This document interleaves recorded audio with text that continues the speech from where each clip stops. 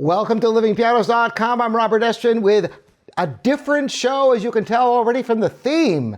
How to know if a piece is in a minor key.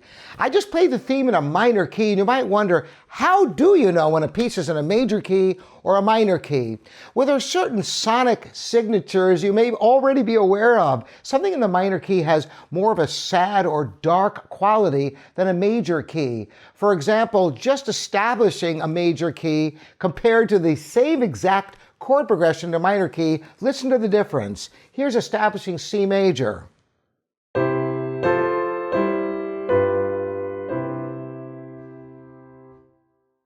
Now for C minor.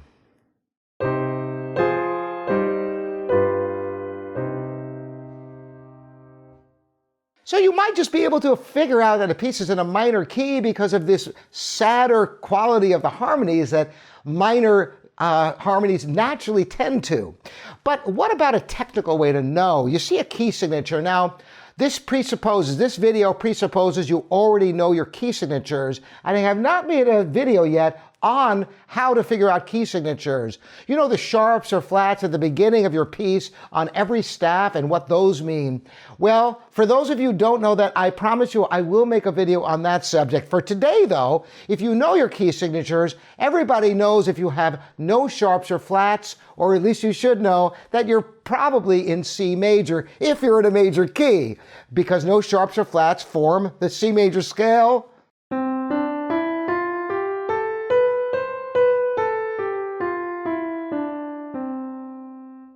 So that's the sound you get. So what if that was in a minor key? What would that mean? Well, here's the interesting thing about key signatures. All key signatures share both major and minor key possibilities. So if you have no sharps or flats, it could be in C major, but it might be in the relative minor of C major. Now, what do I mean by the relative minor? Well, actually, it has to do with starting on a different note of the scale. So if you had no sharps or flats and the whole piece, instead of being centered on C, was centered on A, the sixth note of the C major scale,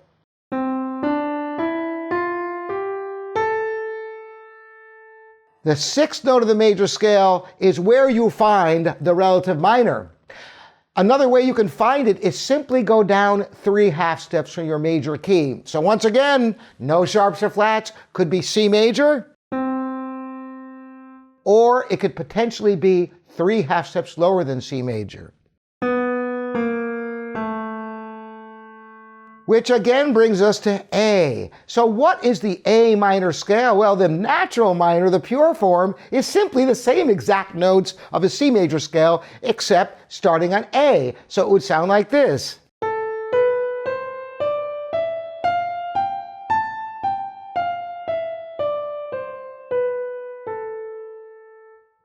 So if a piece were in C major or C minor, you might think all you need to do is figure out where the notes are centered, but there is actually a much easier way, because generally speaking, the minor is not found in its pure or natural form.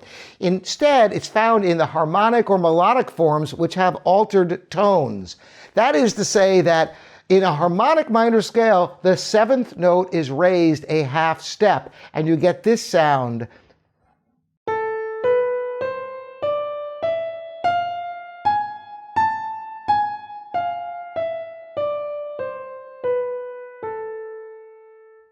Interestingly, having a raised 7th makes an augmented 2nd between the 6th and 7th notes.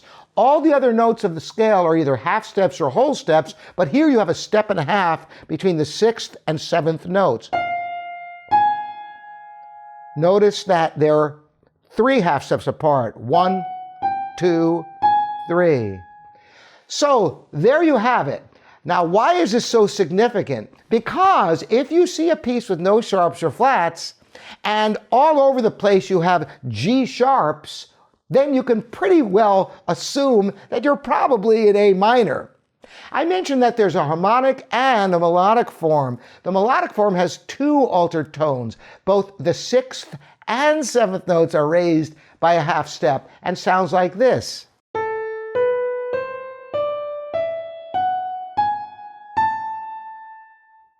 Now you notice I did not play descending because the melodic minor scale descends in the natural form with no altered tones.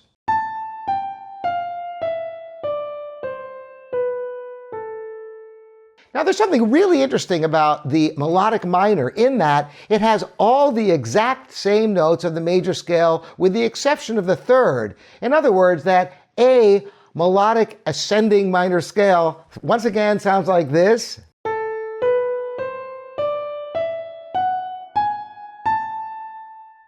If you change one note, just change the third note from C to C sharp, now you have an A major scale.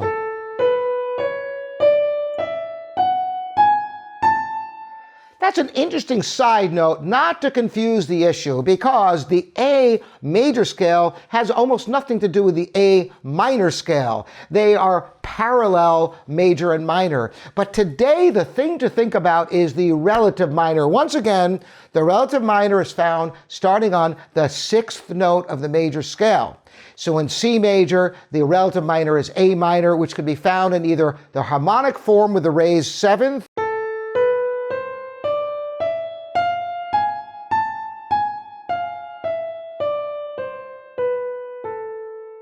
or the melodic form with the raised sixth and seventh, which only is ascending, and descending it reverts back to the natural minor.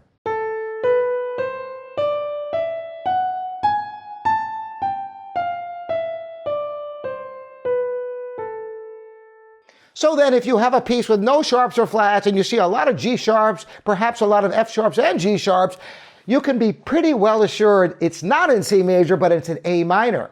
Now, how this relates to all other keys is as long as you know key signatures, you know which specific notes to look for. For example, if you have one sharp in the key signature, which would be an F sharp, this is the key of G major and sounds like this.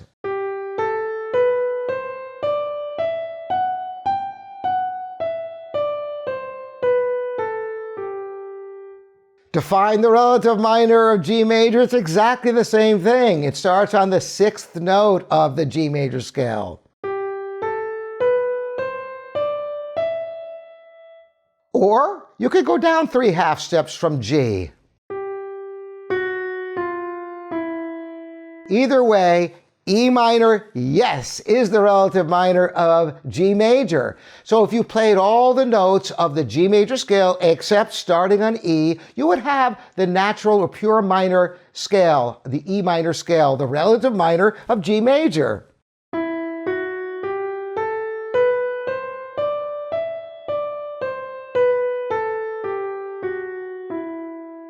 But that's not the way minor scales usually occur. Usually minor keys are found in the harmonic or melodic form with altered tones.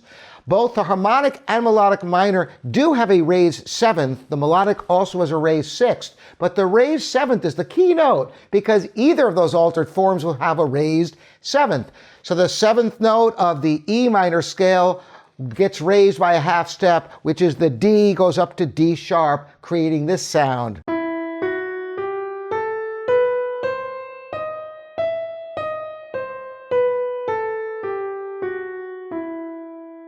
So if you have a piece with one sharp, you might assume it could be in G major, which it very well might be.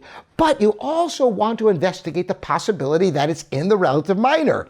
Just count up to the sixth note of that scale, to E, go to the seventh note of the E minor scale, which is D, and if you see a bunch of D sharps in your score, even though you're in one sharp and you think you should be in G major, it could very well be in E minor.